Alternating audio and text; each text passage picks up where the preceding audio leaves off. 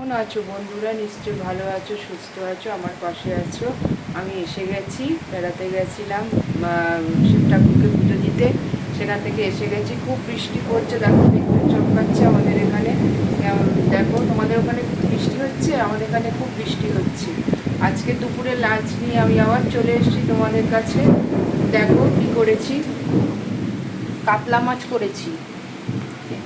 কাতলা মাছ আলু দিয়ে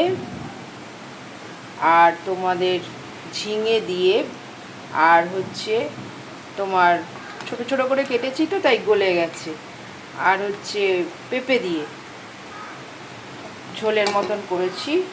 আর করেছি কুমড়ো বেগুন আলু দিয়ে ইলিশ মাছের মাথা আর কাতলা মাছের মাথা দিয়ে একটা চচ্চড়ি করেছি। করেছি মুসুর ডাল, শুকনো লঙ্কা পেঁয়াজ রসুন দিয়ে করেছি। ইলিশ মাছ বেগুন দিয়ে আলু